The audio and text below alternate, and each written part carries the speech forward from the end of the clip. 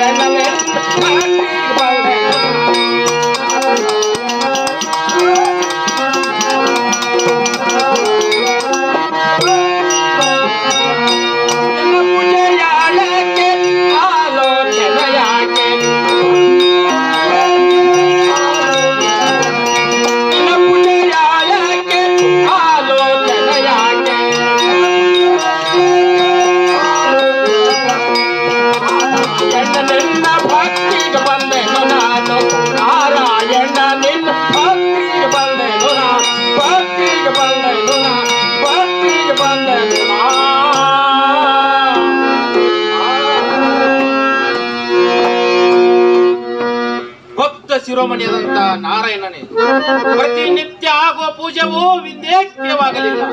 ನಿನ್ನ ಮನಸ್ಸಿನಲ್ಲಿ ಏನು ಆಲೋಚನೆ ಇರುವುದು ಬೇಗನೆ ಹೇಳು ನಾರಾಯಣ. ಶಂಕರ, ನನ್ನ ಮನಸ್ಸಿನಲ್ಲಿ ಒಂದು ವಿಚಾರ ಬಂದದ್ದೇ ನಿಜ. ಅದು ಏನೆಂದರೆ, ನಾನು ಕಾಶಿ ಯಾತ್ರೆಗೆ ಹೋಗಿ ಬರಬೇಕೆಂದು ವಿಚಾರ ಮಾಡಿದ್ದೇನೆ ಶಂಕರ.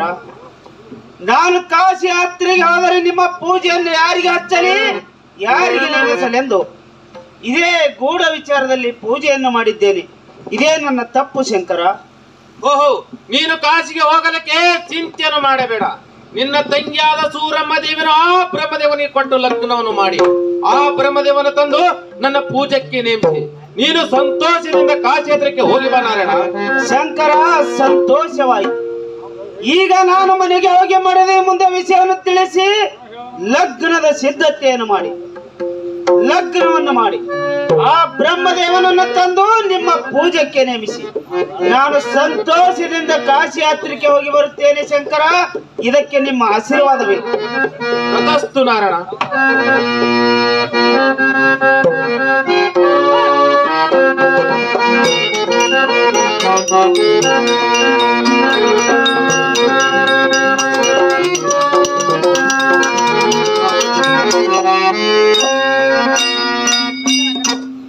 ಹೇ ಪ್ರೇಮದ ಮಡದಿ ನೀಲಲೋಚನ ದೇವಿ. Hello hello.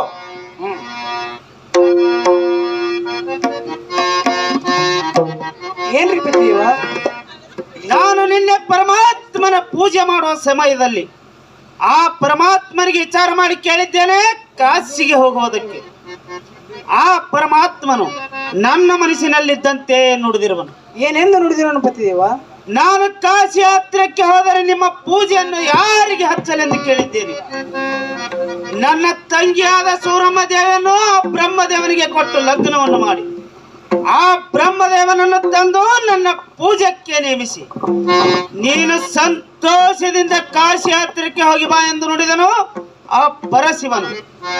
ಈಗ ನೀನು ತಡ ಮಾಡಬೇಡ. ಸೂರಮ್ಮ ದೇವಿಯನ್ನು ಕರೆಸು, ಬ್ರಹ್ಮದೇವನನ್ನು ಕರೆಸು, ಆ ಬಡಜಿಯನ್ನು ಕರೆಸಿ ಬೇಗನೆ ಲಗ್ನದ ಸಿದ್ಧತೆಯನ್ನು ತಯಾರು ಮಾಡೋ ಪ್ರಾಣ ಸುಂದರಿ. ಆಗಲಿ ಪತಿಯವ, ಪರಮಾತ್ಮನ ಇದರಂತೆ ದಯಪಾಲಿಸುವ ನನಗೂ ಸಂತೋಷವಾಯಿತು. ಬೇಗನೆ ಲಗ್ನ ಸಿದ್ಧತೆ ಮಾಡಿ ನಡ್ರಿ ಪತಿಯವ. ಆಗಲಿ ಪ್ರಾಣ ಸುಂದರಿ. ಲಗ್ನವನ್ನು ಮಾಡಿ ಪರಮಾತ್ಮನ ಪೂಜೆಗೆ ಬ್ರಹ್ಮದೇವನ ನೇಮಿಸಿ ಕಾಶಿ ಯಾತ್ರಕ್ಕೆ ಹೋಗಿ ಬರ ನಡ್ರಿ ಪತಿಯವ. ಆಗಲಿ ಪ್ರಿಯಳಿ.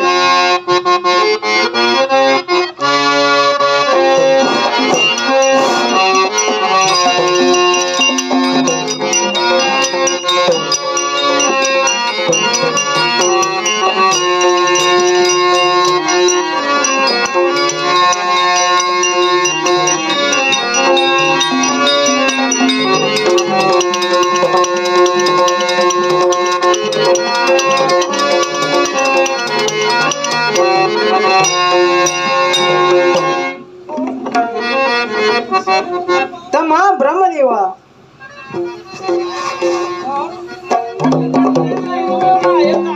ಏನಮ್ಮ? ನೀನಾದ್ರೂ ಬೇಗನೆ ಬಾರಪ್ಪ. ಆಗಲಮ್ಮ, ನಾನಾದ್ರೂ ಬಂದೇನಮ್ಮ. ತಂಗಿ ಸುರಮದೇವಿ, ಏನಮ್ಮ? ನೀನಾದ್ರೂ ಬೇಗನೆ ಬಾರಮ್ಮ. ಬಡ್ಜಿ ಅಣ್ಣ, ನೀನಾದ್ರೂ ಬೇಗನೆ ಬಾರಪ್ಪ.